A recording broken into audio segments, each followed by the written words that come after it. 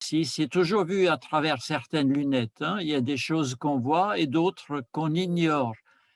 Et dans ce contexte, il est très, très important que nous ayons la voix et le ressenti de quelqu'un qui est en plein milieu de tous ces événements Ah ouais, et qui ouais, les partage avec nous directement, simplement, hein. C'est ouais. très important. Naturellement que les médias sont unilatérales, c'est pas on couvre pas tout. Quand nous lisons, les messages qui nous arrivent des gens de Gaza, les atrocités qu'ils subissent et que les médias ne couvrent pas du tout, des familles entières ensevelies et ils meurent, on n'arrive pas à leur donner des soins. Une maman qui a dit: «Je mets tous mes enfants, nous dormirons tous dans une chambre, comme ça nous mourrons tous ensemble», et pour ne pas permettre à quelqu'un de vivre et de ne pas être soigné. Mais c'est vraiment très atroce et ça ne cesse pas, ce n'est pas un ou deux cas, c'est des cas par centaines et les médias ne parlent pas. Oui, et on a du mal, beaucoup de gens ont du mal à imaginer ici comment les choses se vivent sur place, hein. Oui, Les médias donnent parfois un exemple, mais comme si c'était quelque chose de tout à fait unique, hein. Déjà, c'est pas oui, mal si on donne un exemple. Alors que, oui. sur place, il y a tellement de gens qui vivent ce genre d'atrocités. Mmh. Ah oui, sur place. Oui, ils écrivent, enfin, ça nous arrive d'ici, de là, mais ça donne une idée de ce qui se passe. Et puis alors, dans le reste, c'est pas. Mais tout le monde sait, même en Israël, que ça a été déclenché au moment juste pour Netanyahou, il attendait. Il est prêt à faire une guerre civile pour rester au pouvoir. Il est prêt, pardon, je n'ai pas bien compris, vous pouvez redire? Il est prêt à faire déclencher une guerre civile pourvu qu'il reste au pouvoir. Oui, oui, hein? Ouais. Oui, Et, enfin, dramatique. il ne lâchera pas comme ça parce que les procès qui ont continué, qui ont commencé avec lui, qui va finir en prison, il fait de tout pour rester au pouvoir maintenant. Écoutez, nous allons commencer maintenant officiellement. Je vois qu'il y a des gens qui sont encore en train de venir. Heu il y en a qui envoient déjà des messages. Là, j'en vois un de Martine Millet que vous connaissez, hein. Ah Heu, oui, mais j'aimerais dire bonsoir à tout le monde. Donc moi, je suis Ernest Reichert, je suis le président des Amis de Sabile France, hein, qui prolonge et diffuse en France toutes les informations que nous recevons en anglais du Centre œcuménique de théologie de la libération Sabile à Jérusalem, mais aussi de Kairos et d'autres organismes d'église sur place. Et puis nous avons la grande chance et le bonheur d'avoir en face de nous ce soir quelqu'un comme Violette Khoury, qui est une chrétienne palestinienne, arabe, francophone, enfin plein de choses qui nous aident et qui nous permettent de découvrir ce que vous vivez et comment les gens sur place vivent tout cela, hein. Bienvenue à tout le monde. Violette va, dans un premier, va nous dire tout ce que elle a vécu tout au long de ces années, depuis le temps de la Nakba jusqu'à aujourd'hui. Nous n'oublions pas que pour les Palestiniens, hier, le 15 mai est le jour de la Nakba, de la catastrophe où ils se souviennent de ce qu'ils ont vécu, eux ou leurs parents ou leurs grands-parents déjà, et qui n'a toujours pas trouvé de solution en 1948, quand ils ont dû partir. Vous allez nous parler de cela, de votre vie, de votre propre expérience, de votre vécu, jusqu'à aujourd'hui avec tous ces événements dramatiques qui sont en train de se passer et dont, en grande partie, nous sommes peu informés alors qu'il est important de le savoir, hein.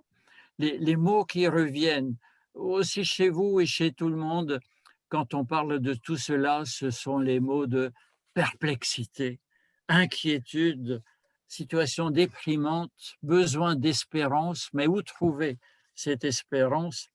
Alors, nous allons découvrir tout ça. Je voudrais inviter tous ceux qui participent à couper leur micro pendant que Violette va parler. Nous allons l'écouter. Si vous avez des remarques, des questions, vous les tapez. Vous avez en bas quelque chose qui s'appelle chat ou discussion. Vous pouvez transmettre vos questions et nous tâcherons d'y revenir par après dans l'échange. Et puis, je souhaite, c'est Omar, le responsable de Sabile, qui nous a transmis aussi, nous a invités à terminer avec la prière de Sabile, que beaucoup d'entre vous reçoivent, que nous traduisons chaque semaine. Il a dit, tout le pays a besoin d'être soutenu aujourd'hui, porté par la prière. Donc, nous allons reprendre pour terminer ensemble cette prière.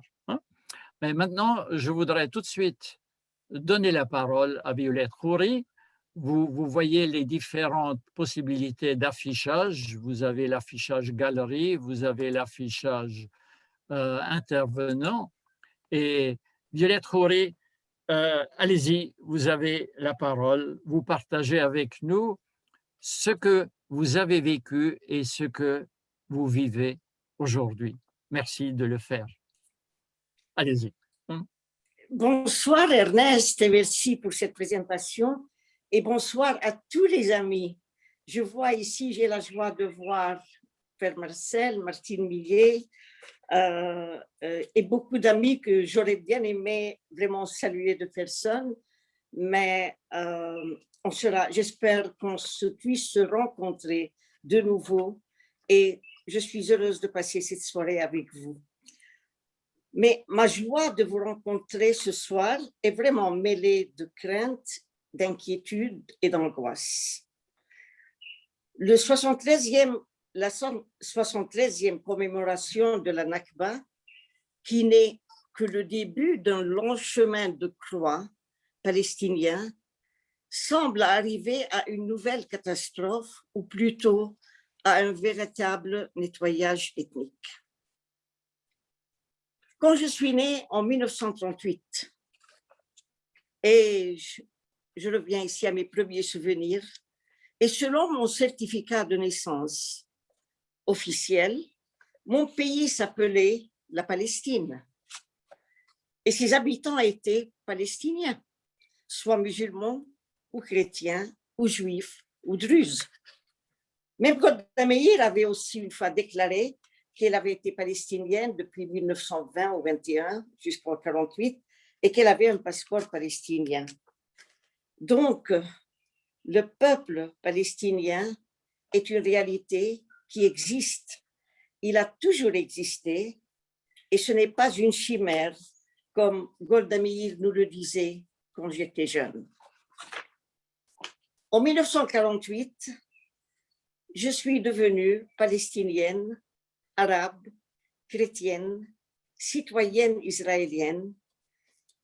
Mes mémoires jusqu'à présent sont une série de guerres et mon aspiration est toujours celle de voir la paix juste pour tous.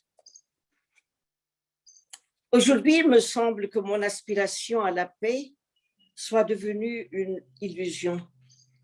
Mais non, je ne cède pas au désespoir et je garde l'espérance. C'est notre seule arme, c'est notre seule force. J'ai toujours dit, si l'espoir n'existait pas, il faudrait l'inventer.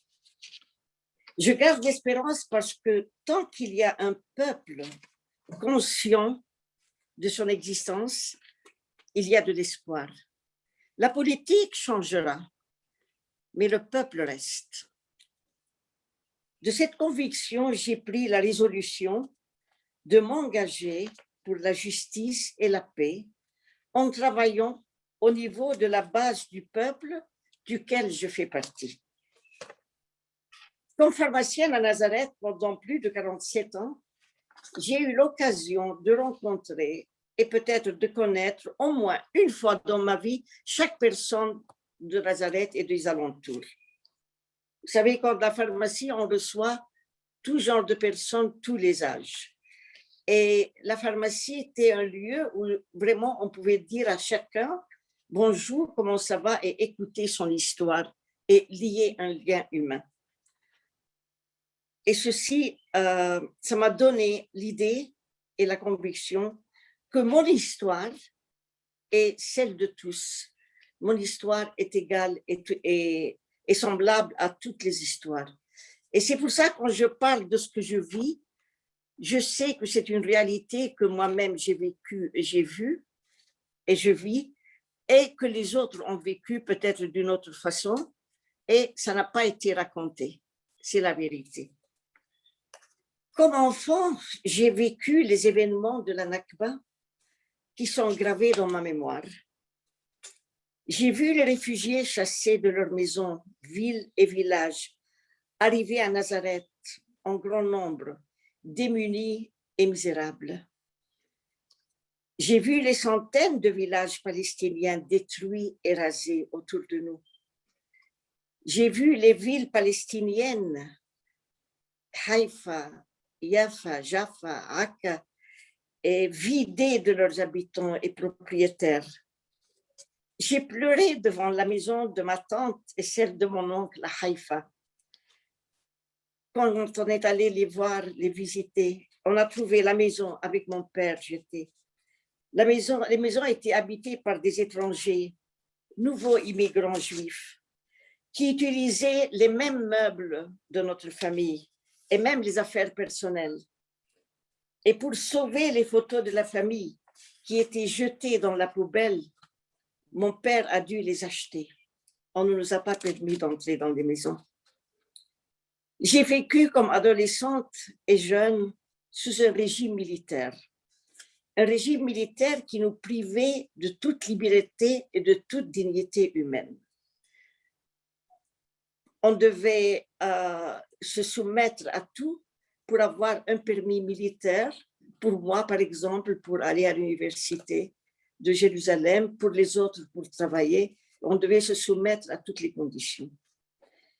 J'ai éprouvé durant mes années d'études ce que c'est être étranger dans son propre pays. J'ai éprouvé ce que c'est que de devoir se soumettre à la pensée de l'autre, ne pas pouvoir s'exprimer, ni être soi-même, et accepter d'agir tel que le plus fort voudrait que nous soyons afin de survivre et d'éviter des problèmes. C'est la manque de liberté totale. J'ai vu l'expropriation de nos terrains à Nazareth et en Galilée, et je ne parle pas des expropriations de la guerre de 1948, mais c'est l'expropriation entre 1953 et 1976. On était des citoyens israéliens, en plus des terrains qu'on nous a expropriés avant, pour judaïser ou hébraïser la Galilée. 60% de nos terrains ont été confisqués, expropriés, et nous sommes restés sur des terrains très, très serrés, manque d'habitation et discrimination. De là est venu le combat et la déclaration de la terre, de la journée de la terre que nous commémorons chaque année le 30 mars pour arrêter l'expropriation des terrains. Sur les mêmes terrains qui ont été expropriés à ma famille, nous avons dû louer un petit appartement à Nazareth-Élite d'un ami médecin. Et en ce temps-là, dans les années 75, comme arabe, on n'était pas permis d'habiter à Nazareth-Élite. Maintenant, la loi a changé. Et pendant 10 ans, nous avons habité illégalement. Il n'y avait même pas de contrat entre nous d'habitation. Et le terrain où l'immeuble était mis appartenait à mon beau-père, avait appartenu. J'ai éprouvé le défi de donner à mes enfants et à la nouvelle génération de donner la possibilité de connaître leur histoire, de l'identité, la vérité, de face au curriculum scolaire qui leur enseigne la narration que le pays était désert, niant l'existence du peuple palestinien, et que tout ce que vous voyez ici a été construit en 1948 et qu'il n'y avait pas de mémoire palestinienne. Et ça, c'était dans les programmes d'études où nos enfants n'avaient pas droit accès à leur propre histoire. On leur enseignait qu'il n'y avait pas de peuple palestinien, qu'il n'y avait aucune civilisation ou culture sur cette terre. Mais le dilemme était comment faire connaître la vérité à nos enfants sans provoquer de ressentiment ni de rancune, tout en gardant une paix intérieure et une sérénité de l'esprit, et ils doivent se compromettre au programme des études. C'est un dilemme très difficile.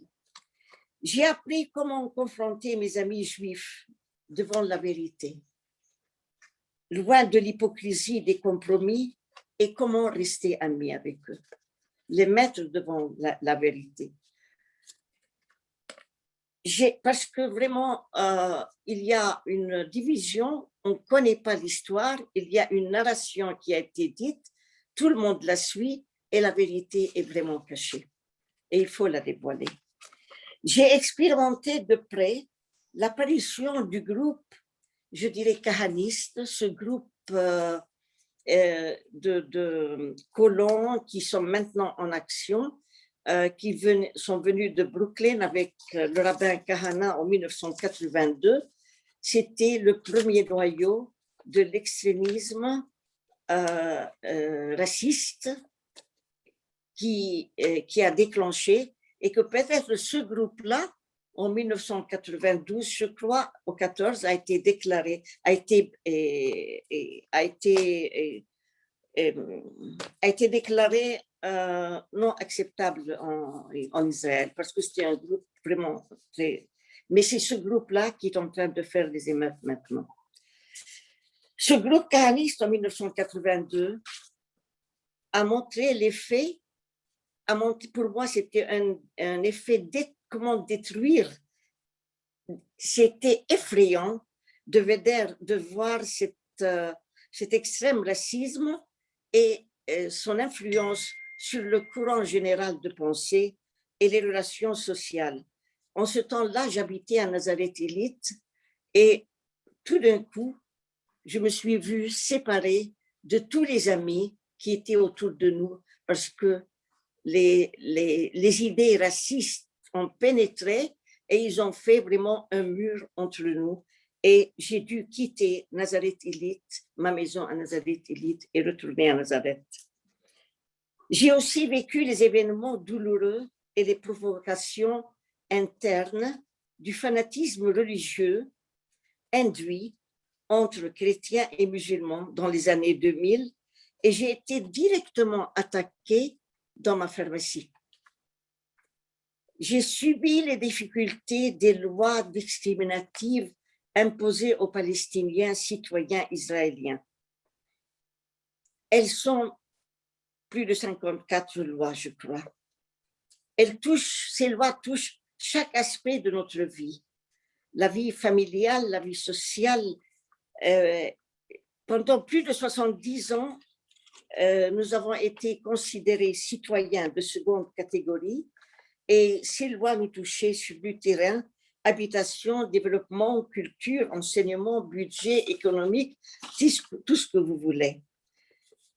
Nous avons été appelés la minorité arabe, ou les Arabes d'Israël, ou les Arabes de 48, ou je ne sais pas quoi encore, quelques dénominations.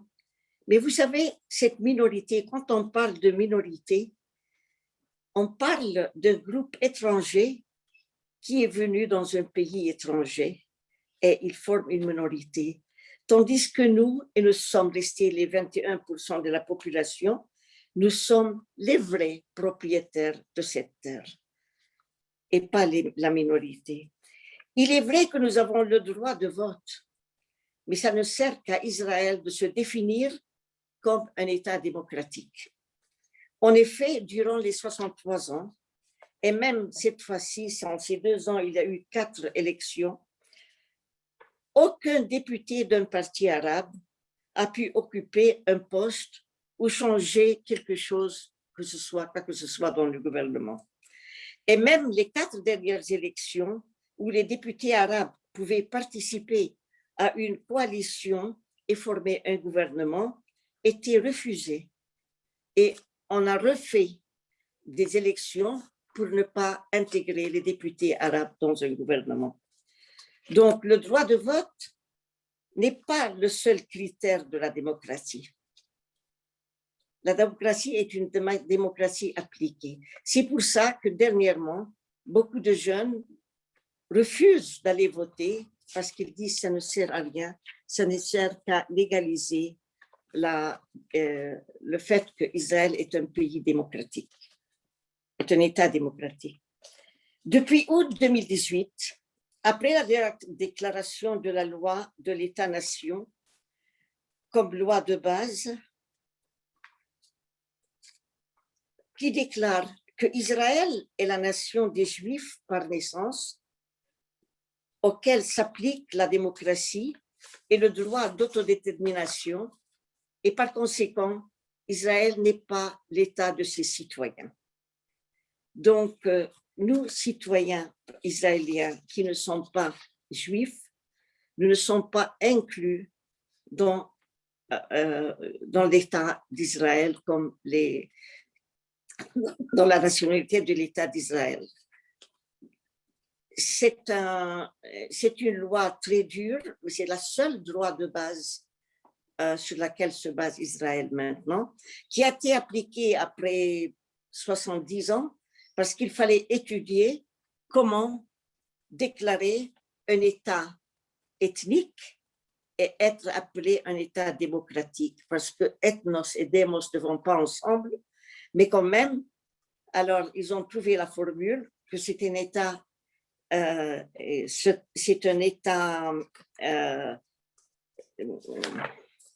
l'autodétermination et comment ça s'appelle, et s'applique seulement aux Juifs, c'est-à-dire la démocratie s'applique seulement aux Juifs.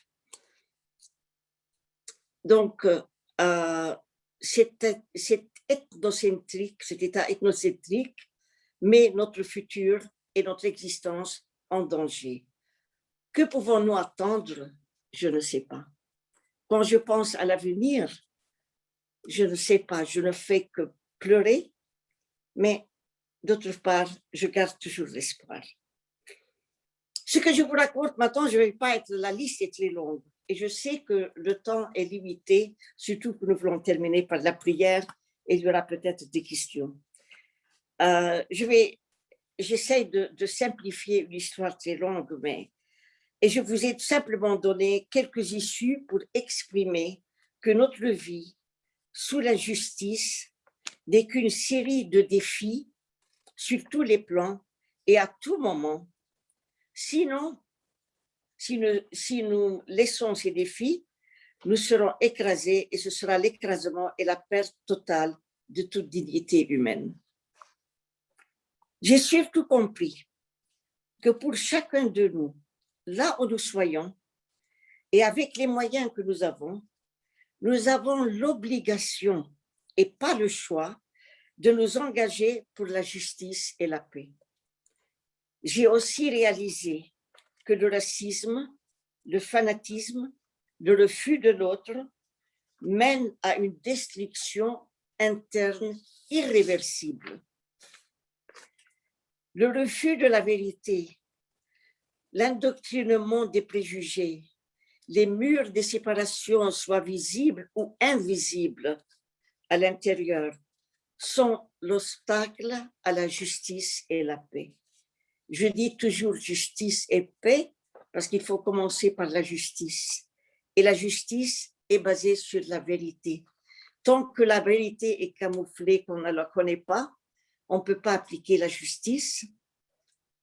On ne peut pas se cacher derrière l'hypocrisie de dire voilà, nous travaillons ensemble et nous vivons ensemble. Il y a une justice à restituer et une réalité, une vérité à connaître et à dévoiler. Et mon expérience ici avec certains amis juifs était très fructueuse. D'ailleurs, Einstein disait, vous savez que le système d'enseignement ici, comme notre ami Nurit Peled a prouvé dans ses études, est un système d'indoctrination de préjugés et chez les enfants, enfin, des choses, et ça grandit avec eux. Et comme Einstein disait, il est plus facile de diviser un atome que d'enlever un préjudice de la tête d'une personne humaine. Et nous le voyons de très près, et c'est très juste. Et ce que l'on inculque dans la tête des enfants grandit avec eux et ça ne change pas. Et ça devient réalité. En même temps, je suis convaincue que le seul issue pour la sécurité et l'existence de tous, c'est la justice et la paix, comme je vous ai dit, et la justice basée sur la vérité et non pas la pax romana basée sur le pouvoir. Beaucoup cherchent ce genre de paix, montrons donnons la force au fort et laissons le faible démuni. Ils n'osent pas la voix, donc il y a la paix. Et ça, c'est l'hypocrisie. Nous devons commencer à avoir le courage par nommer les faits par leur nom et non pas chercher les mots avec ambiguïté qui changent le contenu. Par exemple, je donne un petit exemple. Nous parlons toujours de conflit israélo-palestinien, c'est normal. Mais si nous pensons bien, on parle d'un conflit. Un conflit, c'est une lutte entre deux parties égales. Où sont les deux parties égales?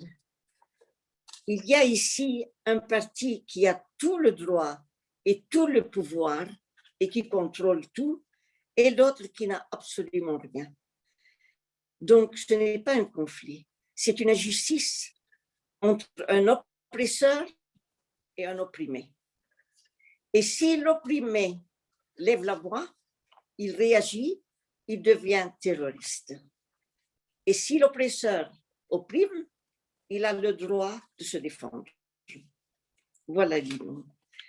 Basé sur cet exemple, vous pouvez voir beaucoup de choses.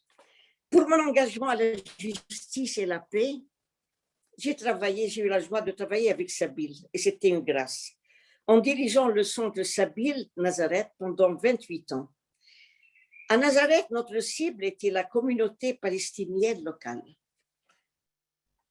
Vous savez tous que le but de Sabile est la justice et la paix basée sur les enseignements de Jésus-Christ. Mais surtout, connaître la vérité et faire connaître la vérité et la suivre. Et comme Jésus nous disait, vous connaîtrez la vérité et la vérité vous libérera et c'est le seul moyen de se libérer. Nous avons concentré donc notre travail sur l'identité perdue des Palestiniens israéliens. Et c'est un travail très important que nous devons continuer.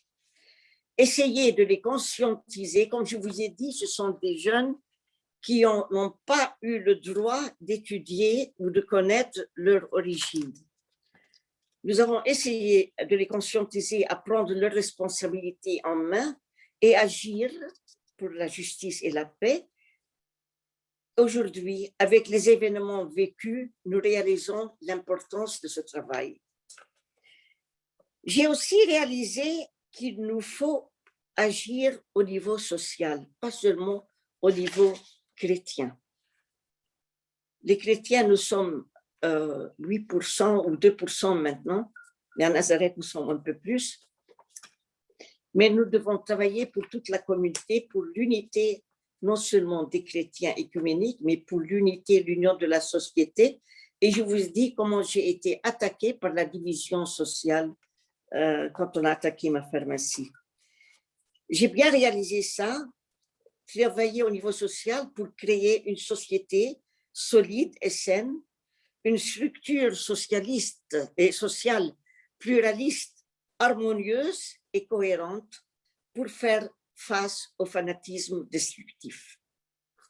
De là est née l'organisation Nasijona Nazareth, qui a pour but, qui va avec Nasijona, avec les Sabil, mais qui est ouverte pour toute la communauté.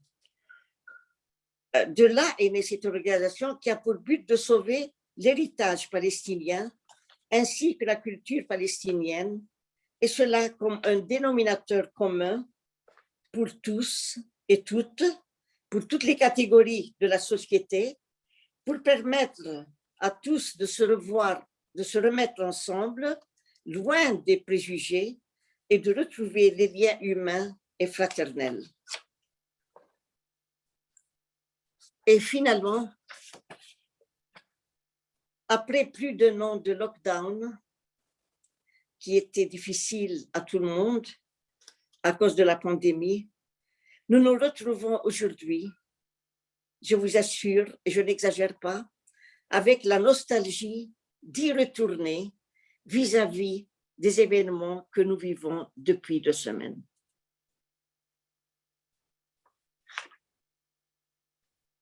Je me sens étranglée quand je viens à parler de cela. Et comme je vous avais dit, Ernest, j'avais même pensé d'annuler cette soirée parce que je ne me sentais pas de pouvoir m'exprimer librement. L'atrocité de la guerre, les bombardements continuent sur Gaza, la dépossession des maisons de Sheikh Jarrah, les attaques à l'intérieur d'Israël, pour la première fois même dans les villes mixtes, où les colons attaquent maison par maison les habitants arabes qui sont là, qui existent depuis 73 ans et qui ont vécu apparemment pacifiquement ensemble. Le manque de reportage des médias, les colons qui sont armés et qui sont eux-mêmes aussi soutenus par la police et récemment aussi même par l'armée. Ça nous mène à un autre point sombre et je ne peux que demander vos prières pour que nous puissions surmonter un état. Je me demande si c'est la fin, si ça c'est la fin, si c'est le début d'une guerre civile ou bien une autre étape qui passera. Mais chaque étape qui vient durant les 73 ans nous menait à une étape pire que la première. Où va-t-on arriver? Je demande vos prières et votre soutien. Je m'arrête ici. Si vous avez des questions et des demandes pour pouvoir prier ensemble encore. Merci.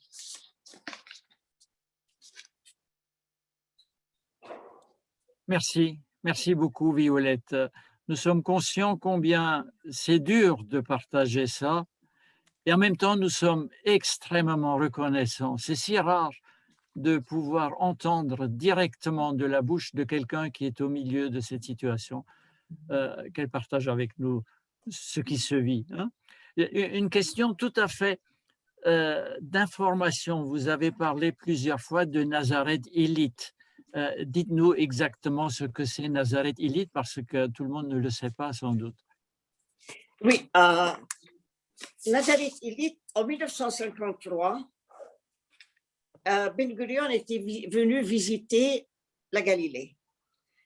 Et il s'était rendu compte qu'en Galilée, comme je vous avais dit dès le début, que Nazareth était devenu un grand centre de réfugiés internes, c'est-à-dire les réfugiés qui n'ont pas été chassés hors de la frontière, ont été chassés de leur ville, village, sont venus à Nazareth.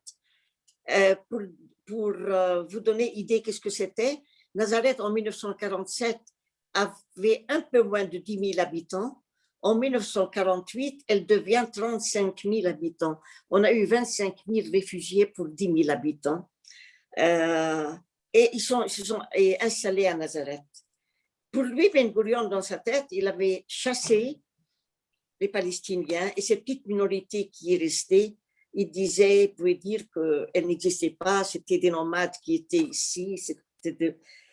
Mais quand il a vu qu'il y avait l'existence d'un peuple, il a dit que ce n'est pas bon en Galilée il y a une majorité de Palestiniens qui sont restés, il faut judaïser ou hébraïser la Galilée, faire venir une communauté, enfin une majorité de Juifs en Galilée pour disperser la présence des Palestiniens et comme ça changer démographiquement même et l'aspect de la Galilée pour qu'elle devienne un aspect juif hébreu.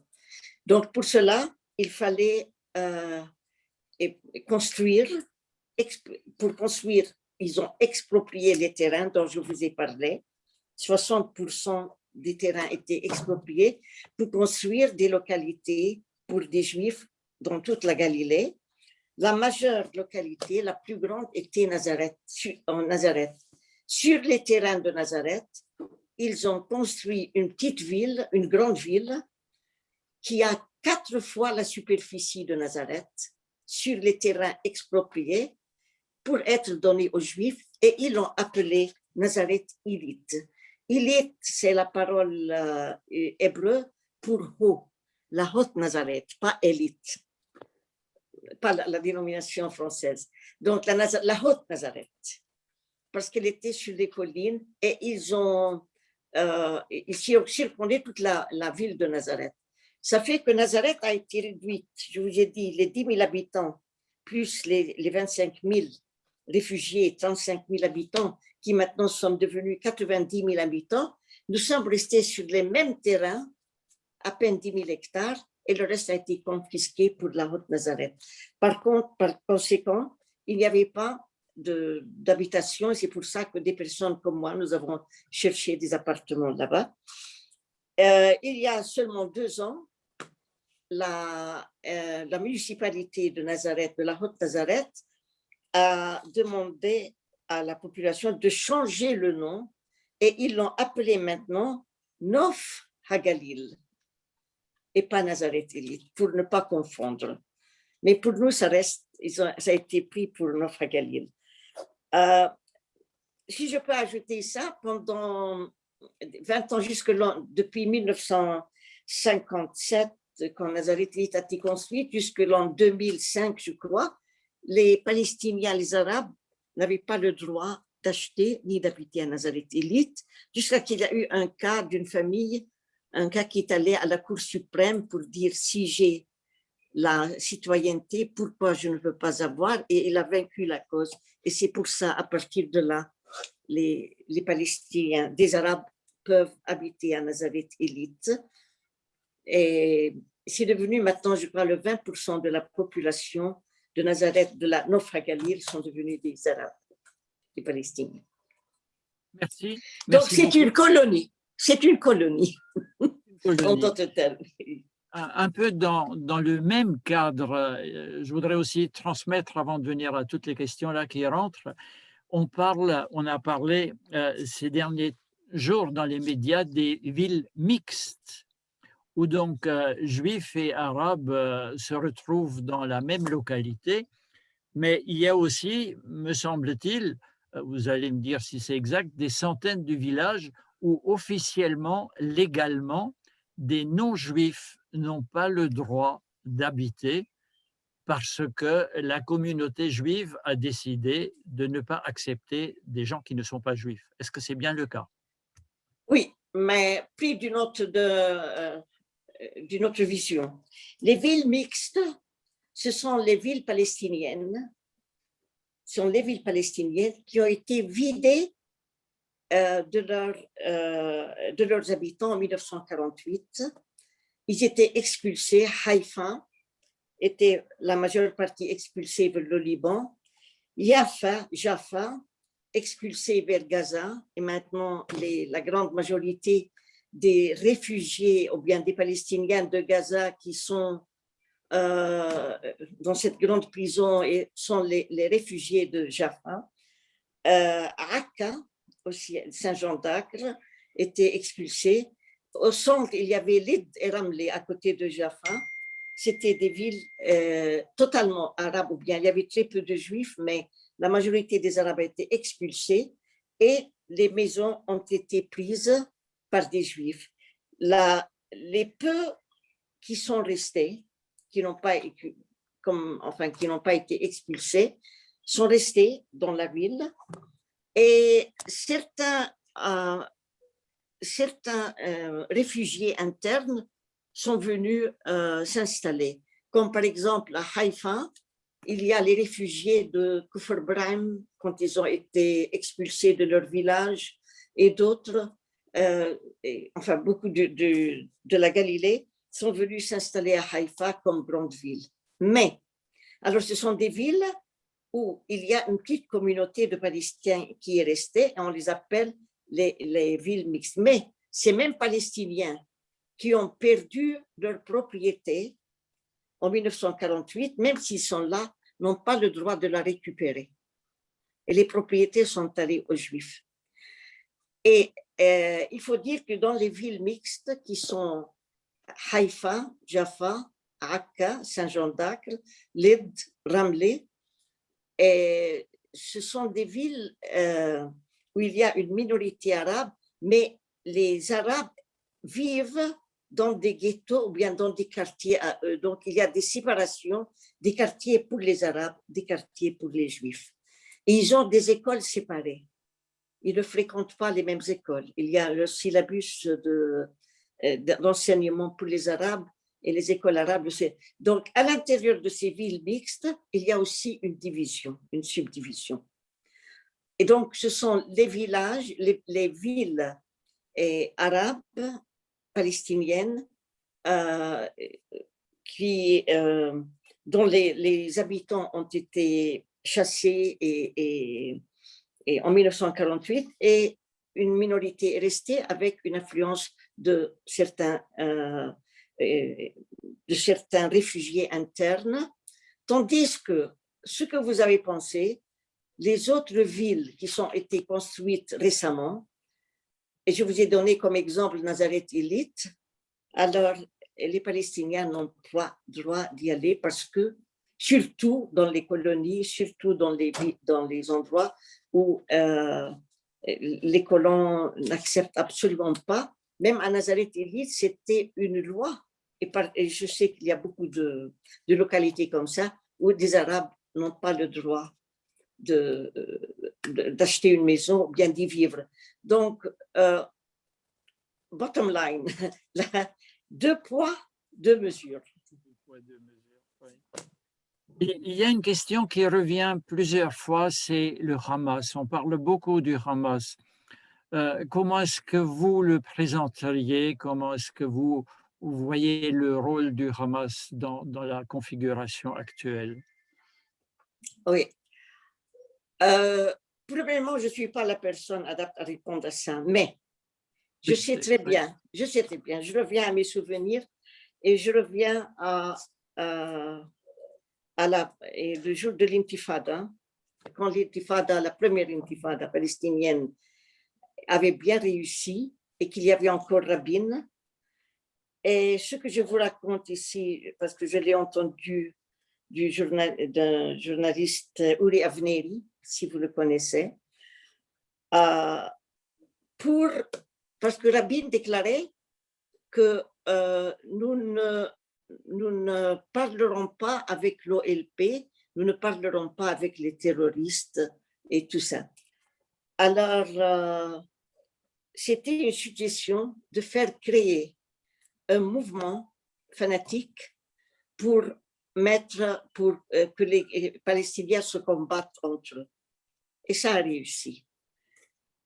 Jean Uri Avneri avait dit une fois dans une conférence, j'ai bien dit à Rabin que ce n'est pas sage parce que tu créeras un mouvement que tu contrôles au début, mais tu ne peux pas le contrôler tout le temps.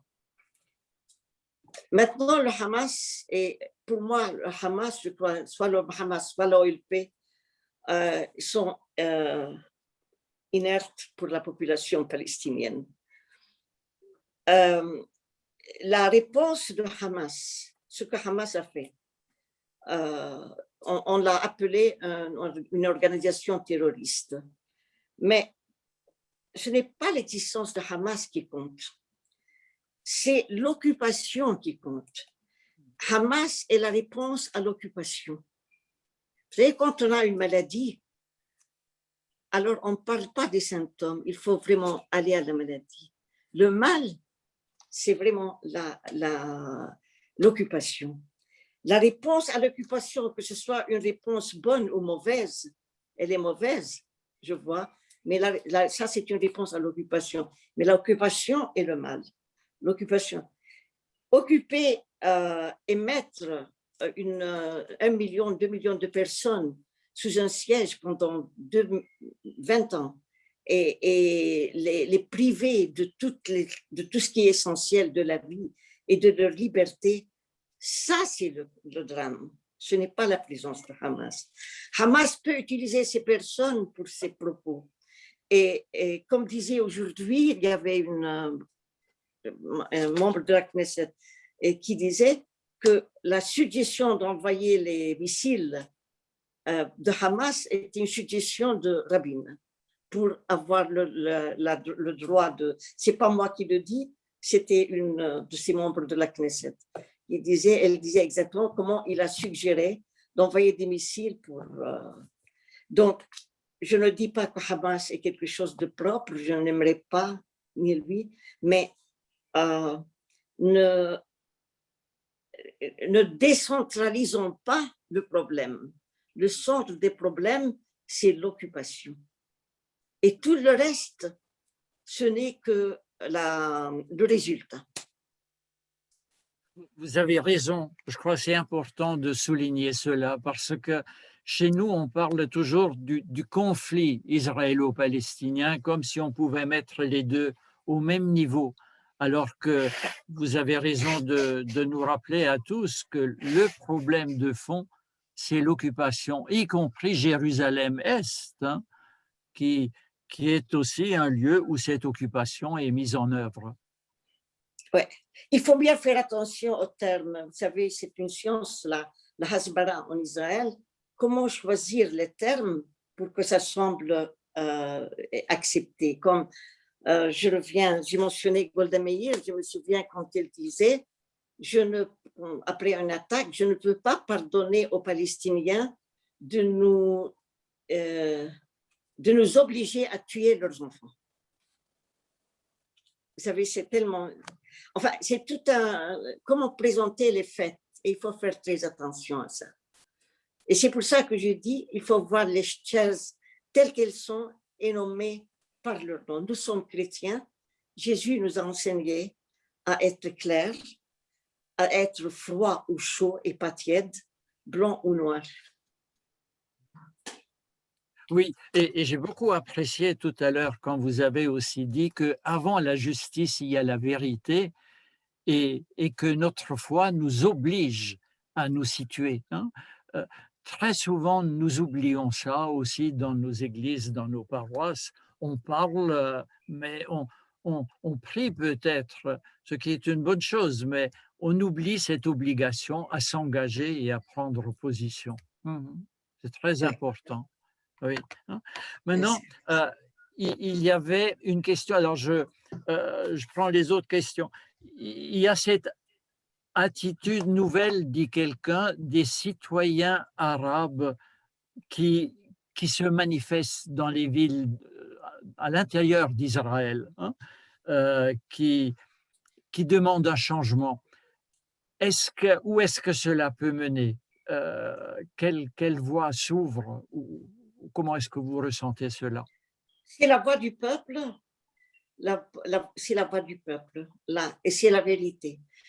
Où est-ce que ça peut mener? J'espère que ça ira bien, que ça ne mènera pas à une autre catastrophe. C'est-à-dire les jeunes et les grands, c'est surtout les jeunes.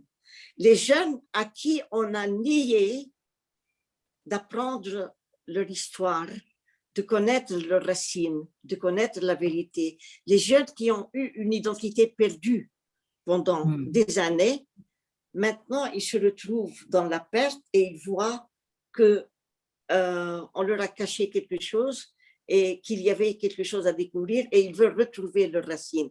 Ça aurait été beaucoup mieux de les éduquer à savoir qui ils sont, à voir le prochain et accepter la réalité. Donc, ce sont ces jeunes-là maintenant qui s'expriment.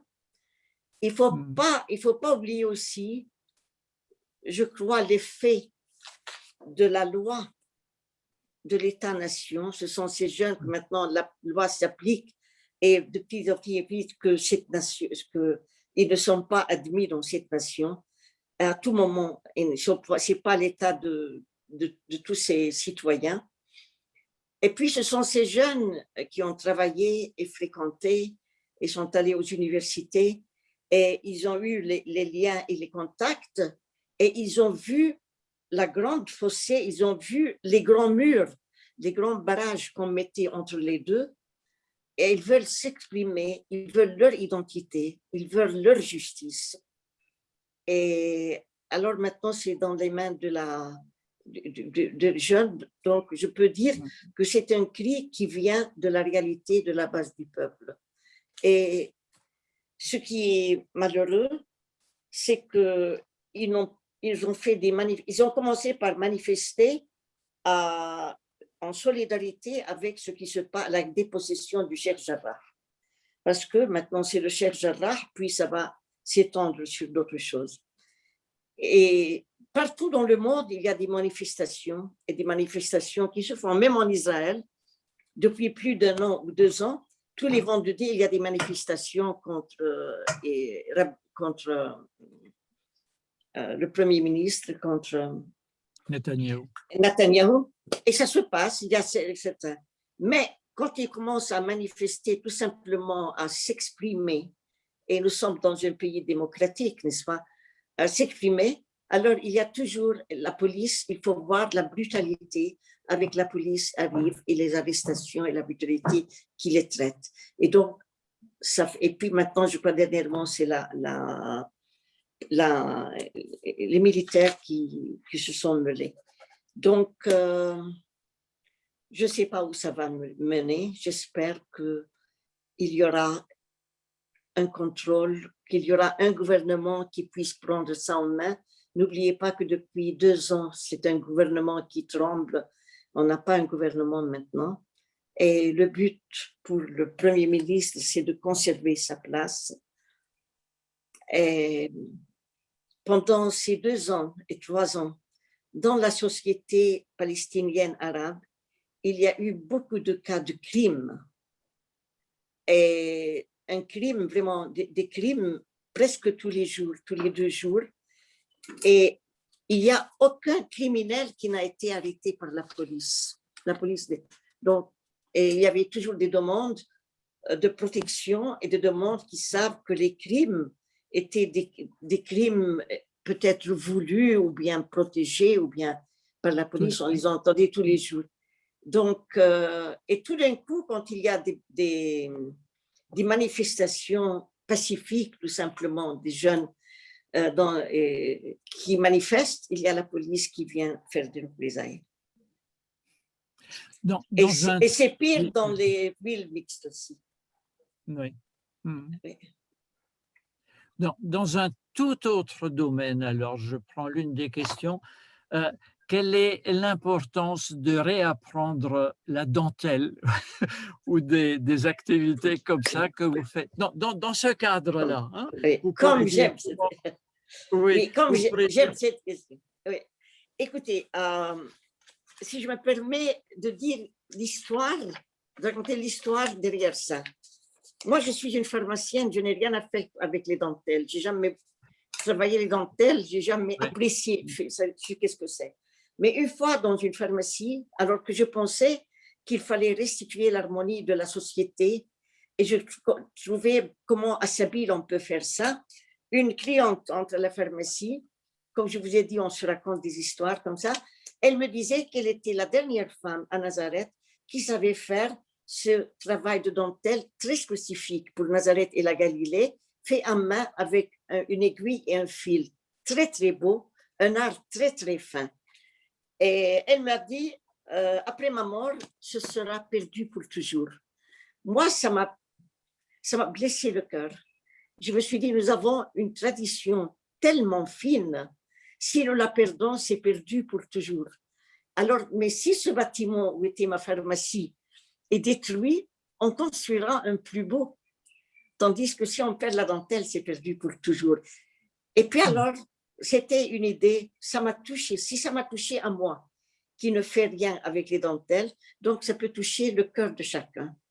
Et quand j'ai reporté l'histoire et l'idée, et les sœurs de Nazareth m'ont aidé, nous avons trouvé qu'il y avait vraiment un besoin de faire renaître notre héritage comme une partie d'une identité perdue. Et cet héritage, c'est un facteur commun pour toute la population. Nous avons trouvé alors, de là est partie l'idée, nous avons fondé l'organisation et nous avons trouvé les 4 dernières femmes qui savaient faire ces dentelles. Elles avaient entre 80 et 84 ans. Et quand nous avons rassemblé, des dizaines et des centaines de femmes et des jeunes se sont groupés autour d'elles, de toutes les catégories. Quand je dis de toutes les catégories, socio-économiques, de toutes les religions, de tous les âges, de le niveau culturel des médecins, sont groupés autour d'elle pour apprendre cet art traditionnel qui est cher à chacun. Et donc, c'était un dénominateur commun où on a mis les gens ensemble, ils ont retrouvé leur humanité, d'une part, on a fait le lien social, une harmonie, et d'autre part, ça a donné la possibilité à beaucoup de femmes qui travaillaient ce travail, d'apprendre, de le produire, et qu'il y ait maintenant une production faite à main et non pas made in China pour les souvenirs qui viennent, et une production locale et faire une société productrice. Et de là, alors ça a grandi, ça s'est élargi, on a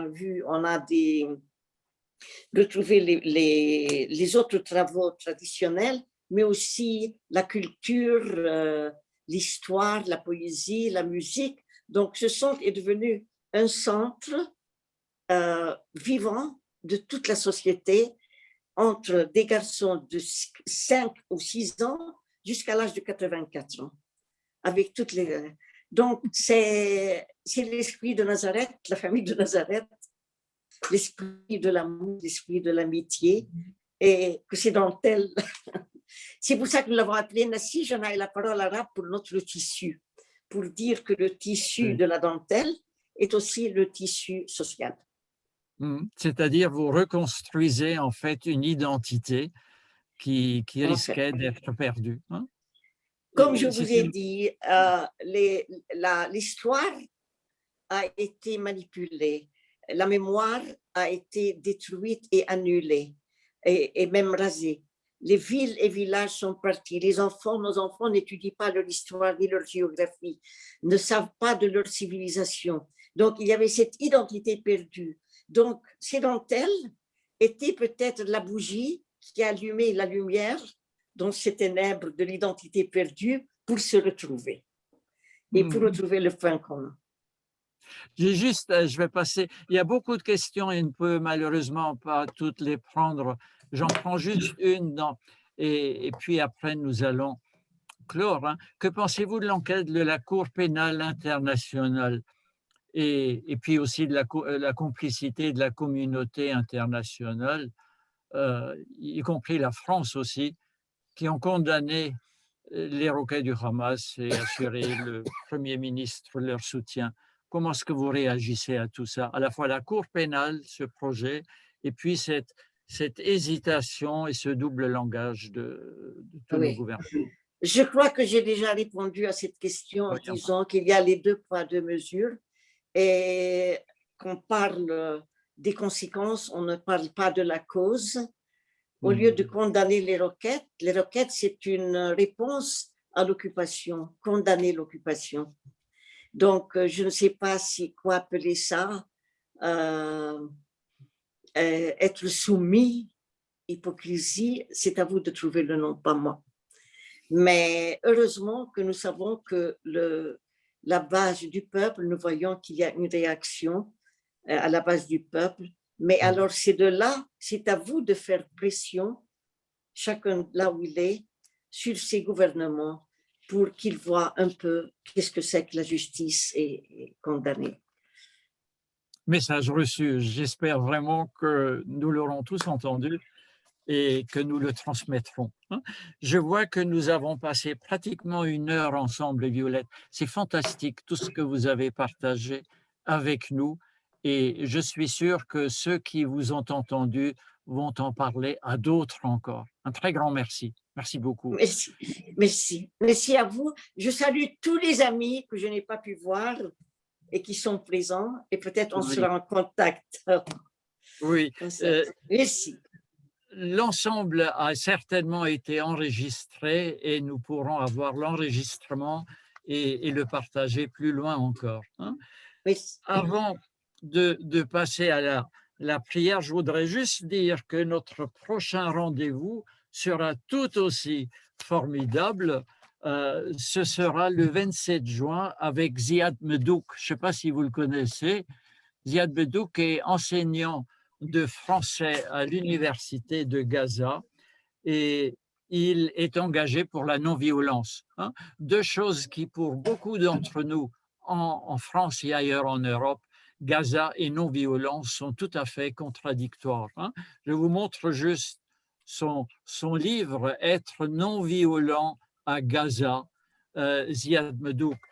C'est encore un signe de notre mauvaise information. Et là, je voudrais juste lire des extraits de la dernière prière de Sabine, celle pour la semaine qui vient de s'écouler.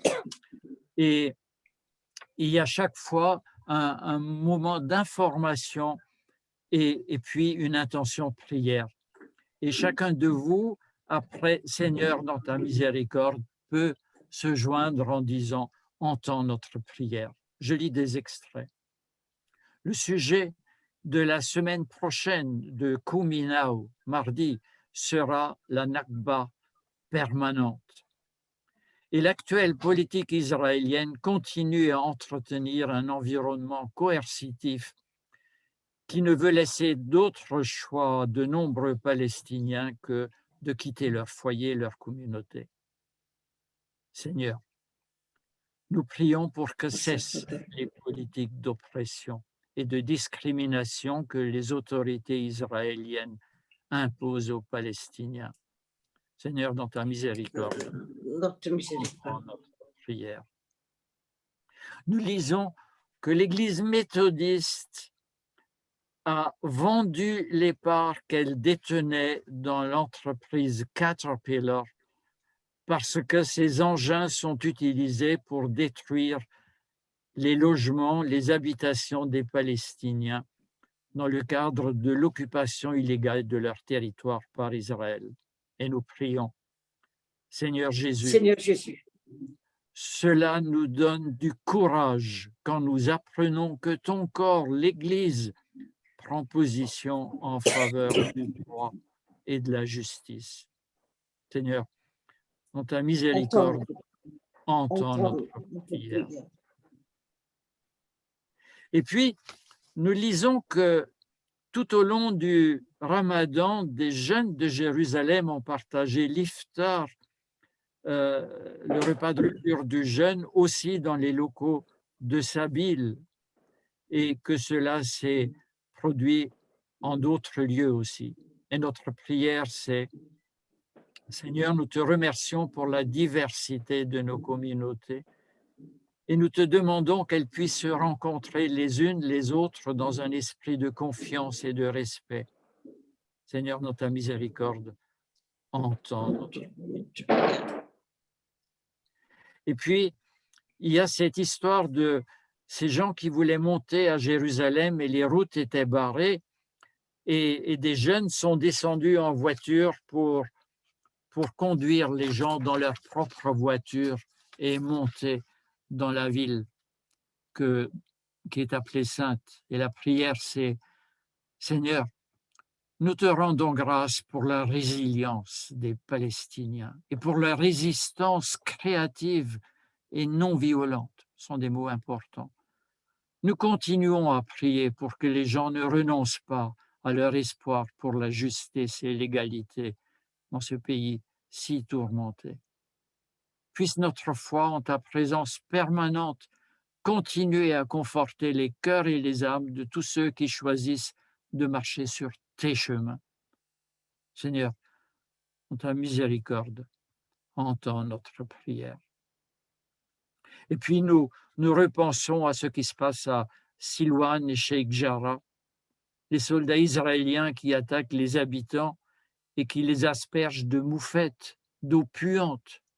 30 grandes familles palestiniennes de ce quartier, 550 personnes sont menacées d'être déplacées de force pour faire place nette à des colons israéliens illégaux.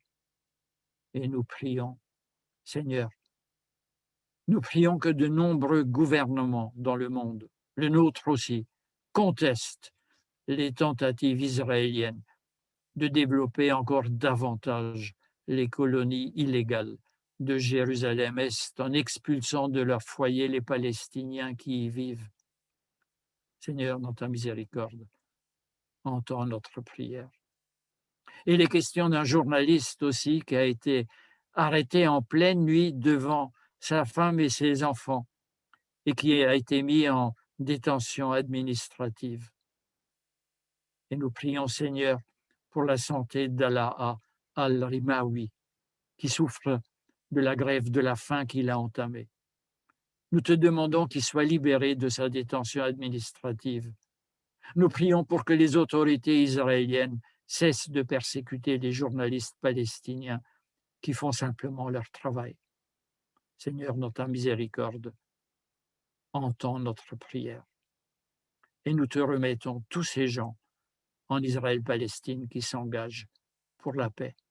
Aide-nous à ne pas les oublier et mets-nous au travail, là où nous sommes.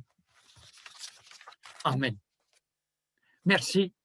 Un grand merci, Violette. Attendez, on n'entend plus votre micro est coupé là. Hein? Violette, est-ce que vous pouvez remettre votre micro? Non, ça ne marche pas. Non, on ne vous entend pas. Ah, voilà. Maintenant, oui, ça va. Oui. Oui. Merci encore. Je vous remercie tous les amis, vraiment, et je compte sur vos prières. Et je compte sur merci pour votre solidarité tous. Merci Ernest, merci pour les amis de Sabine, pour tout ce que vous faites. Merci. Et tous les amis que j'aurais vraiment voulu saluer. Oui, hein? Merci. Espérons contre tout espoir. Hein? Tout espoir, de se retrouver. Voilà. Hein? Merci. Merci et bonne soirée. Au revoir. Bonne soirée à tout le monde. Au revoir. Au revoir tout le monde. Merci beaucoup. Je vois des amis là que je reconnais. Au revoir. Oui, Violette et au revoir Roger, au revoir Fred. Je vois le Père Schlever, je vois François, voilà. Ariane.